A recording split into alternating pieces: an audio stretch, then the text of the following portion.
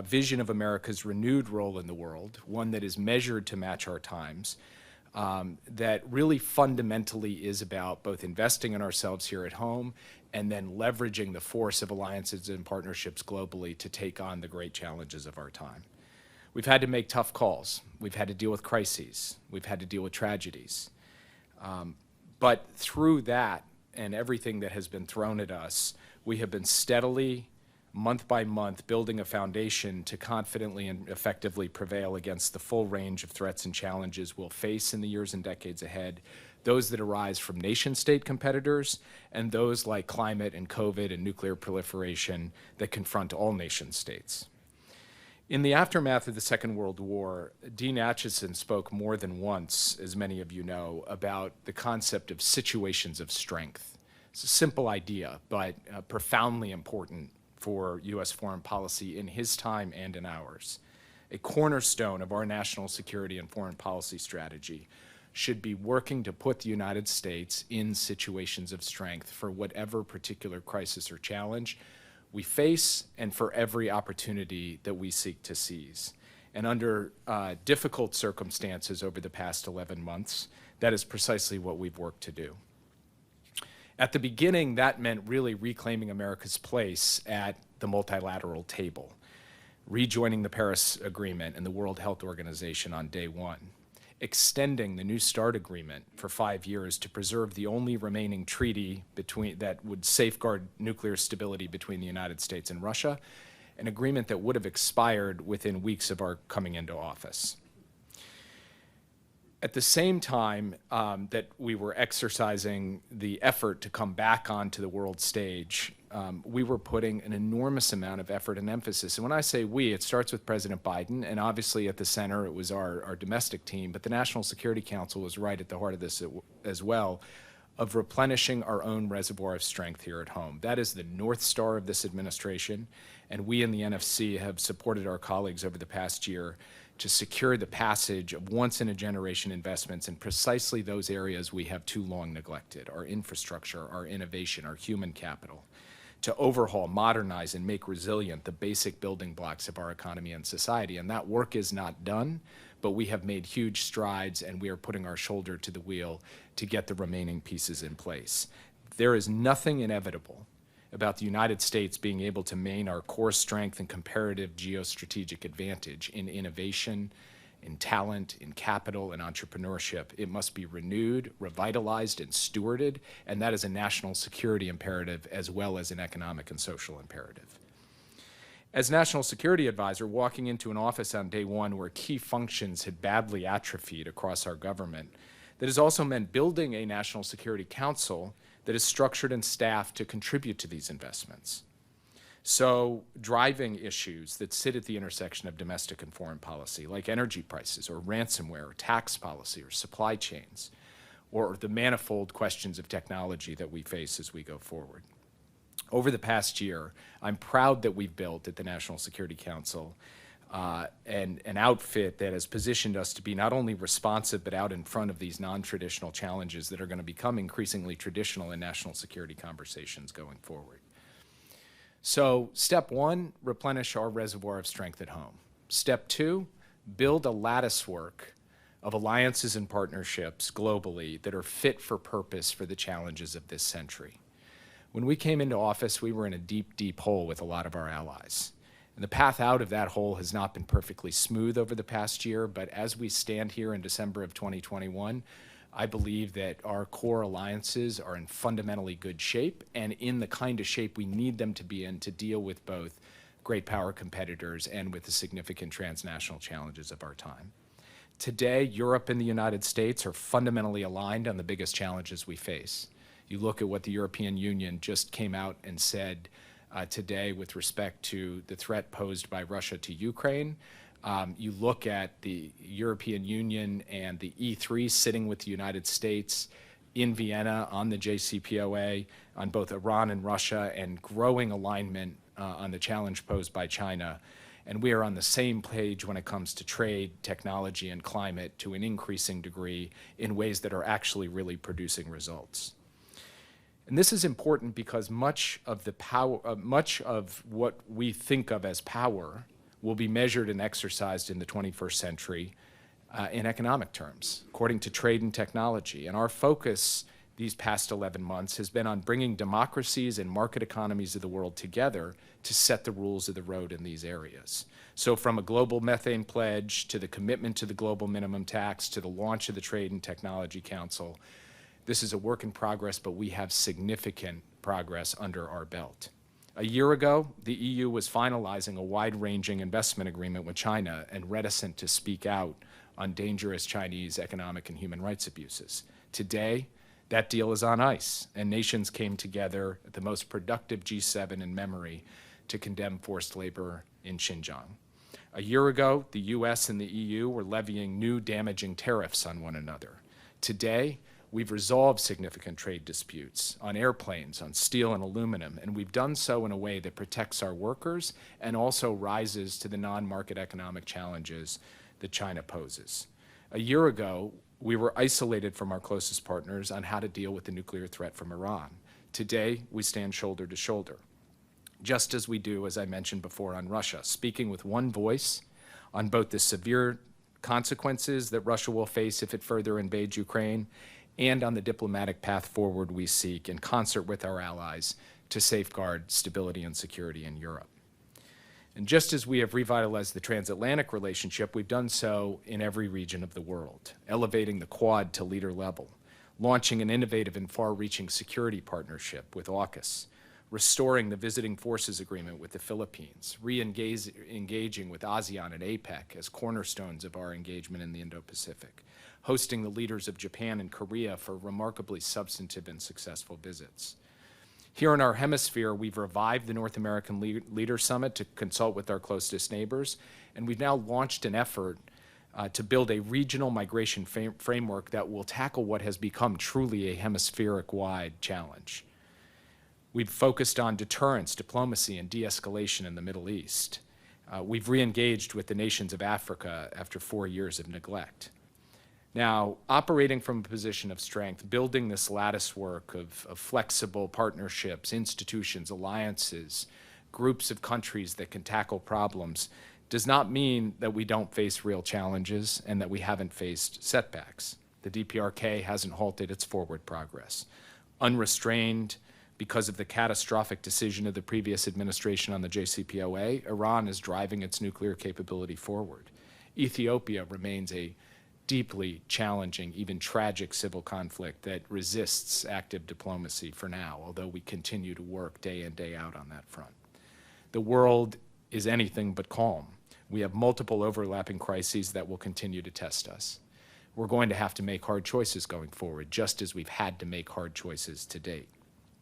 Afghanistan was one of those hard choices. The scenes over the course of August in Afghanistan were harrowing. The human costs, heartbreaking for Afghans, for people who served there. But President Biden also had to think about the human costs of the alternative path as well, of remaining in the middle of a civil conflict in Afghanistan. And when you conclude 20 years of military action in a civil war with the impact of 20 years of decisions that have piled up, you have to make hard calls, none of them with clean outcomes. What you can do is plan for contingencies, to flow thousands of troops to an airport to be able to rescue tens of thousands of people and get them out of harm's way. Standing here in December, that strategic decision remains the right decision. For the first time in 20 years, there are no U.S. troops in harm's way in Afghanistan this holiday season. We safely and effectively drew down our diplomatic presence. We lifted tens of thousands of vulnerable Afghans to safety in a unique American example of capacity, commitment, and sheer logistics. And through our diplomacy and deterrence, we have been able, in the months that followed August 31st, to offer a plane seat to every American who has wanted to leave Afghanistan, and we continue to fly SIVs and other vetted Afghans out regularly, and we will continue to do that in the months ahead as we follow through on the commitment that President Biden made. We also believe that the end to this conflict in Afghanistan has better positioned us to take a full-scale, comprehensive, integrated approach to the changing nature of terrorism in today's world across continents, geographies, groups, and tactics, and fundamentally, as President Biden has said, we have to deal with the problem of terrorism, not as it existed in 2001, but as it exists in 2021 heading into 2022. And across the board, we believe that we are better able to focus on the issues and challenges that will define the next 20 years, not being bogged down or dragged back by the past. Under President Biden, we think, based on the painstaking work, a lot of which is not glamorous, a lot of which does not grab headlines, we are positioned to leverage renewed domestic and international strength to win what I will believe will be a decisive decade between now and the early 2030s. Just a couple of other points in closing. We'll talk more when we get into the Q&A on big questions relating to Russia and China. But part of what we have tried to set up for is to put the United States in a position to deal both with those challenges that come from beyond nation states, to be able to rally effective coalitions, to address the climate crisis, to beat COVID and build back better for future pandemics, to set the rules of the road in critical areas like trade and technology. And that requires one form of diplomacy, but it fundamentally rests on the same two things that dealing with China rests on, which are investing in our sources of strength so that we have maximum capacity to bring to bear, and building those alliances and partnerships so that we can solve those problems and we can deal with a China or a Russia when they pose a threat or a challenge to our interests and values. And so whatever the particular nature of the issue that we have to confront, we believe the fundamental recipe is sound. We are relentless in the way that we are trying to execute against that. And though it's only been 1 year, the first of an administration that has a great deal of work ahead of it and new tests are rising every day on the horizon, we do believe that we have a stronger foundation for America to capture opportunities, to face down crises, and to confidently and effectively prevail against anything that the world throws at us, and that we'll be prepared to throw a heck of a lot against these problems in the months and years ahead. And I thank you for giving me the opportunity to give these opening remarks, and now look forward to really being able to get into a back and forth, first with Richard and then with all of you. Thank you very much.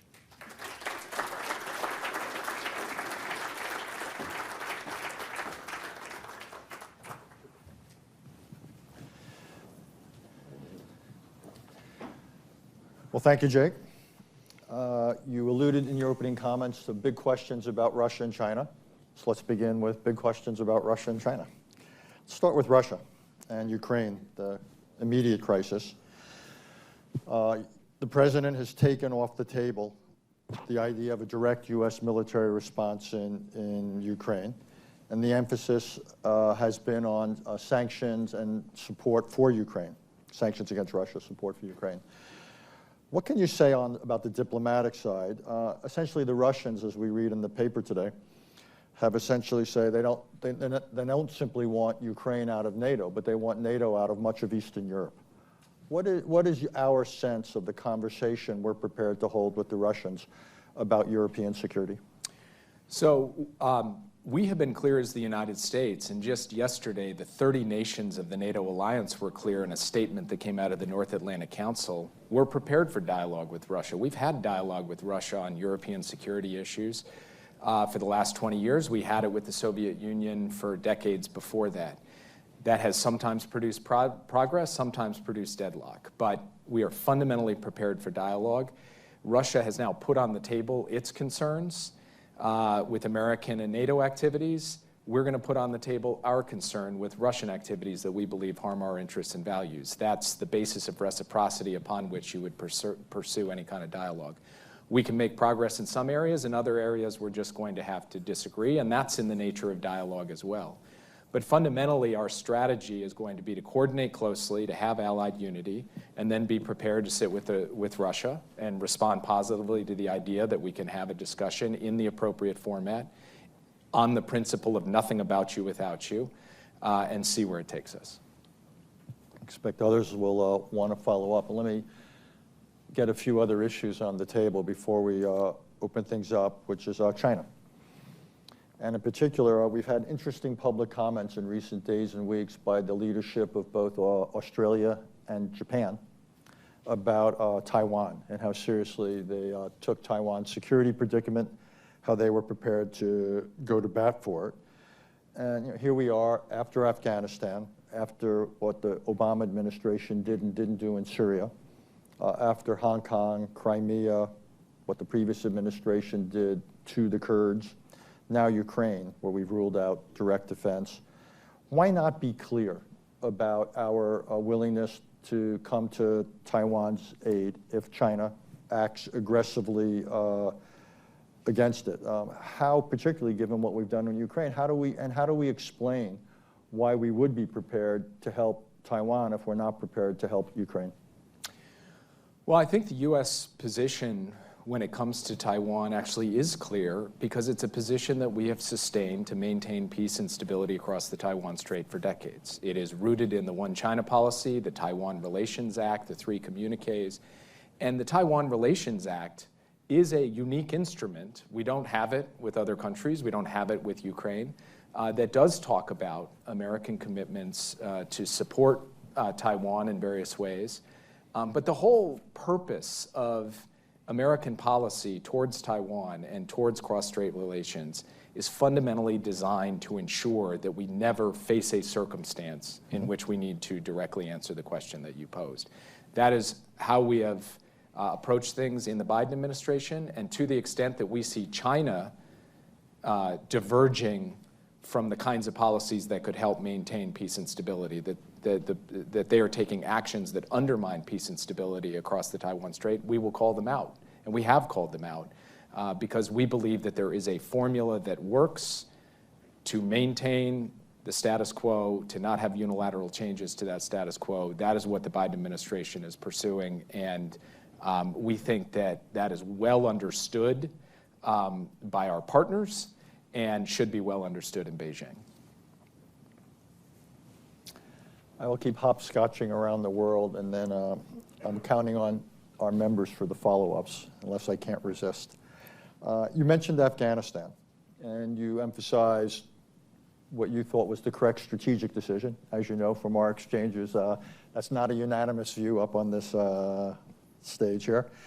And you talked a lot about the efforts we'd made to get people out, Americans and Afghans. But let's talk about what seems to be now the biggest immediate issue, which is you've got millions of people in Afghanistan who are on the precipice, I don't think it's too dramatic to say, of death. As winter approaches, mass starvation, a lack of access to medical care, a totally non-functioning economy. And many would say the biggest impediment right now is less the Taliban than it is U.S. sanctions and U.S. influence in various international financial institutions, which is making it extraordinarily difficult, if not impossible, for the Afghanistan economy to function. Could you say something about the conversations with the Taliban, about conditions that we are suggesting need to be met before help could be forthcoming? Are we prepared to provide certain amounts of help unconditionally?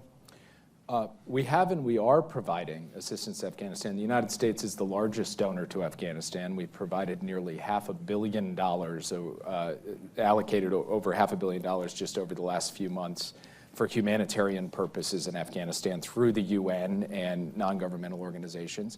The Treasury Department has issued general licenses to make clear to the United Nations, international institutions, and NGOs that they can operate on the ground in Afghanistan and provide humanitarian assistance, including food assistance, which has been a major part of the emphasis of U.S. aid. We've done a general license to allow remittances to flow from Afghans outside the country to their families inside the country.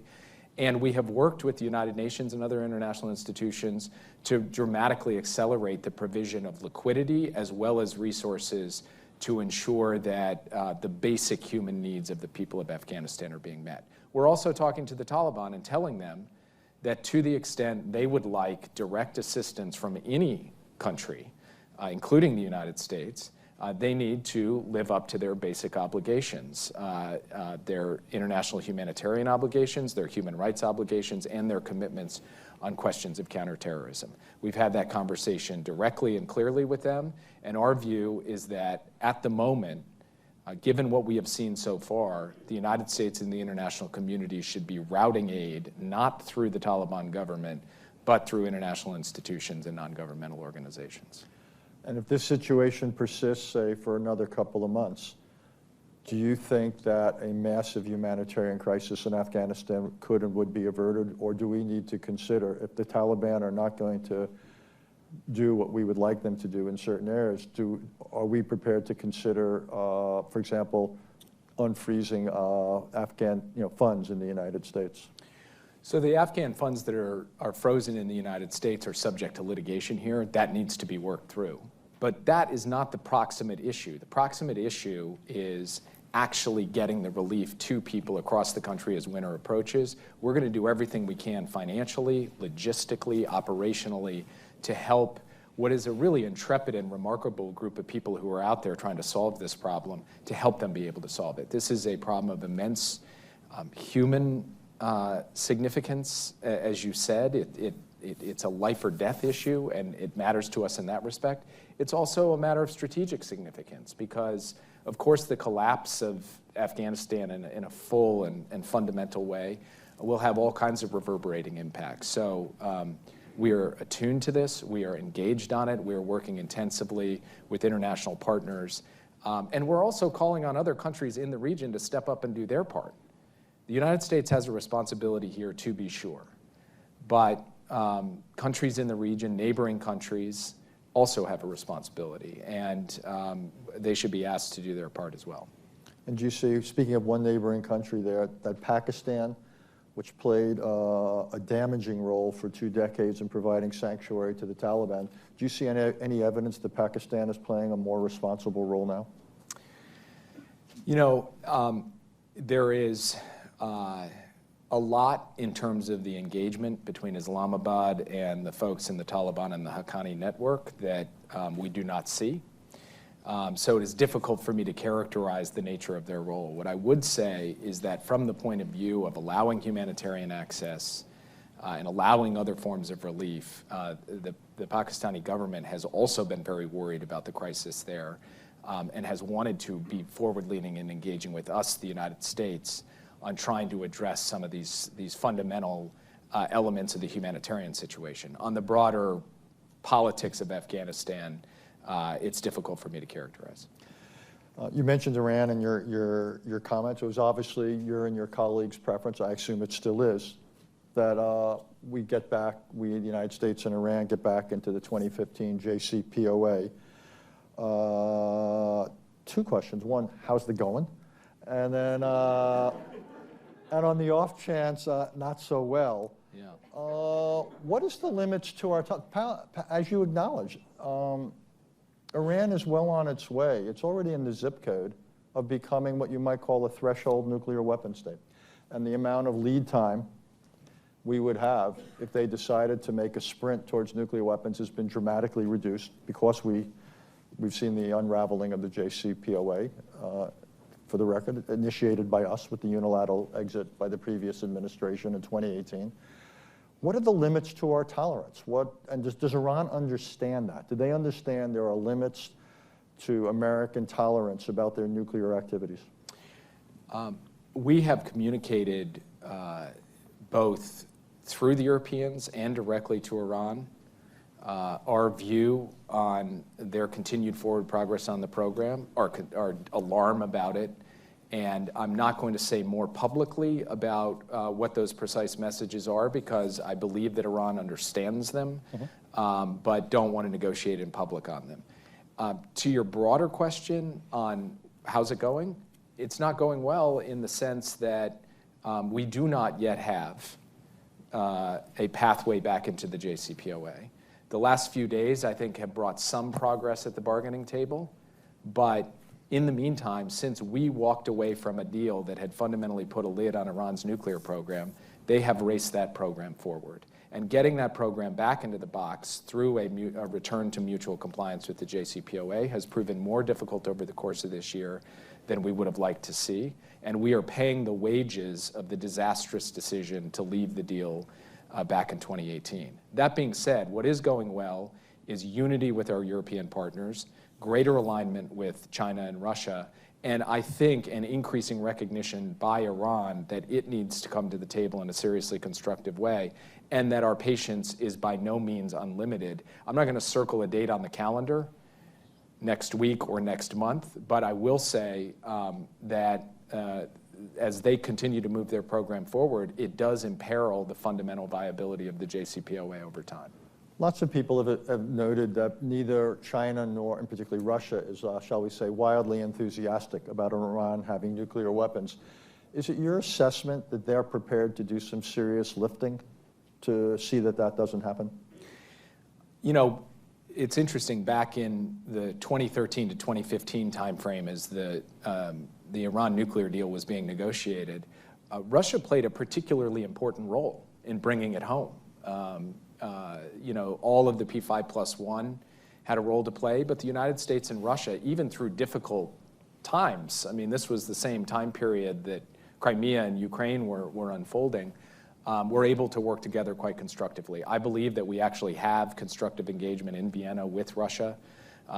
China, over the course of the last week, has leaned forward to try to press the urgency of getting to a deal. And so I think there is a shared view among the world powers that we have to prevent Iran from acquiring a nuclear weapon, that doing so through diplomacy is the best way, and that if we don't get a diplomatic outcome, the alternatives are deeply problematic from those countries' perspective. So that gives them some motivation to try to push for a resolution at the bargaining table. Just one last follow-up, sorry to prolong it. Do you think there's some danger in continuing to repeat the line that it's essential that Iran not acquire nuclear weapons, because it seems to, almost like any red line, open up an awful lot of real estate just south of that? I mean, I guess in some sense you could calculate what kind of exact impact does it have on Iran's thinking with respect to the advance of its nuclear program. But I would say two things about that. First, we define the parameters of that program in the JCPOA. So let's get back to that, because that actually sets the bars and limits well short of the acquisition of a nuclear weapon. Second, and equally importantly, sometimes you just need to speak in plain English and say what's true. And it's true that we have as the object of our policy to prevent Iran from acquiring a nuclear weapon. It's straightforward, it's simple, it's clear, and it helps organize the combination of diplomacy and deterrence that we brought to the table. There's another country that has quite a few, we'll get to questions in a minute. There's another country that already has quite a few nuclear weapons as well as delivery vehicles, North Korea. It's been, though, strangely missing in certain ways, at least publicly, from the foreign policy agenda of the administration. As you noted, it's almost, 11 months, plus or minus. Is this like an iceberg? There's a ton going on underneath the surface? Or is it simply, in the post-love letter age, have you had trouble figuring out an approach with North Korea that might have any chance of working? I mean, basically, our approach with North Korea when we came in was to look at the last two administrations. And the Obama administration, especially as the policy evolved over the course of the 8 years, really adopted this view of strategic patience, which was essentially, I would call it sort of none for none, just kind of let things go. Right. And then the Trump administration in Hanoi pitched all for all, the grand bargain. And essentially, the thrust and purpose of our policy was to come in between those two, to be prepared to engage in diplomacy, to make step-by-step progress towards the ultimate goal of denuclearization of the Korean Peninsula. We have not gotten traction in diplomacy with North Korea on that over the course of this year. We have communicated our willingness and readiness to engage in that diplomacy, and in the meantime, we're continuing to enforce our sanctions and align closely with our allies, South Korea and Japan. The North Koreans have continued to test certain capabilities, have refrained from other forms of provocation, and we continue to indicate to them, both directly and publicly, as I'm doing right now, that we are prepared to engage to try to make progress against the basic points that were laid down in the Singapore summit back in 2018. Just to decipher Diplo speak, when you say we haven't gained traction, does that mean they have or have not specifically rejected what I would call something for something? When I say we haven't gained traction, we have not sat down at the table with North Korea this year to have that conversation.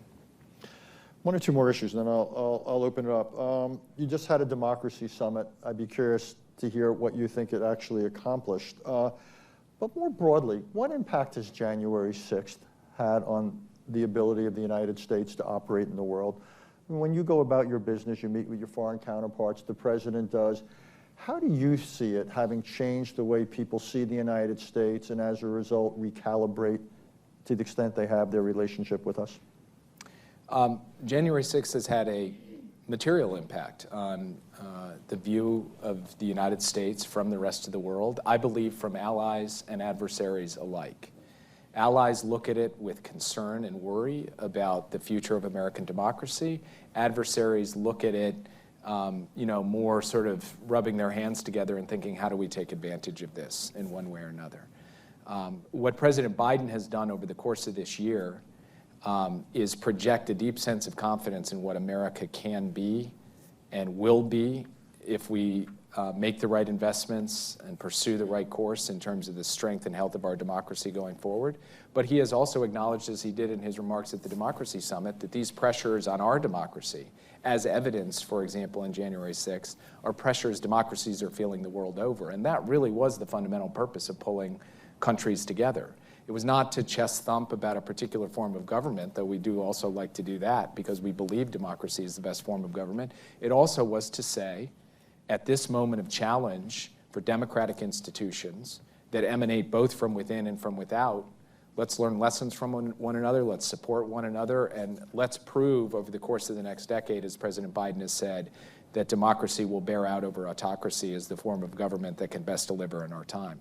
But it's a topic. January 6th comes up. It comes up in conversation, and it is brought up by countries that wish us well, and it comes up by countries that wish us ill. And I think political cohesion, political stability, a common commitment across party lines to the basic institutions of American and values of American democracy, those are the kinds of things that would actually provide the kind of national security propulsion that we really need to be able to serve our interests abroad effectively. Two last questions, then we'll open it up. Bear with me. Bear with me. I don't get two last seconds on the. We'll have time. We're not stopping at 2. We'll have plenty of time.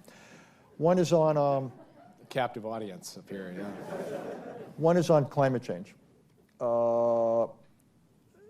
Whatever else you thought of what COP26 in Glasgow accomplished, there was an awful lot it didn't accomplish. Are you thinking about a more ambitious policy? Because right now, given what China's saying, what India's saying, the fact that the world is turning even more than ever, at least in the short run, to coal, we are not closing the gap between where the world should be and where it's heading on climate. The New York Times has run a very powerful set of images this week about climate change. Are you contemplating as an administration, simply, is COP27 more of the same when it meets in Egypt, or are you prepared to think about something more ambitious? Well, so first, I think almost by definition, we have to be more ambitious because more ambition is required to get to where we want to go, which is to limit warming below 1.5 degrees Celsius.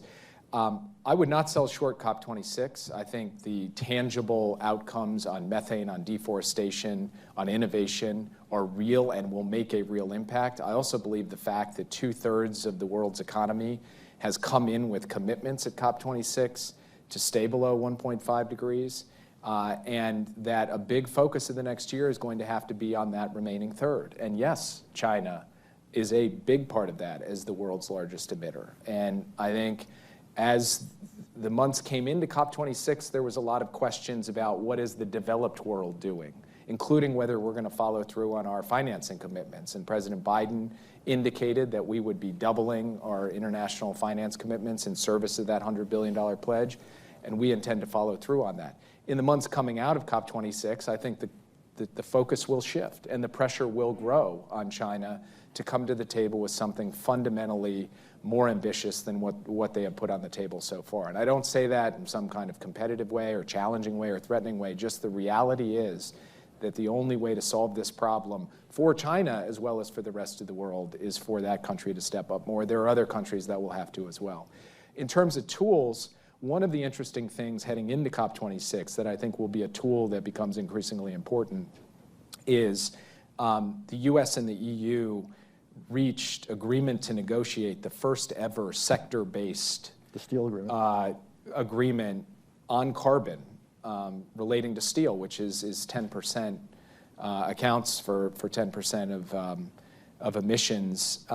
And the basic idea being that carbon intensity should be a factor in trade agreements. And I think that intersection, that tool will become increasingly relevant as we go forward and should have an impact on those countries that are still calculating whether they're prepared to put forward a nationally determined contribution that meets the needs that the planet faces.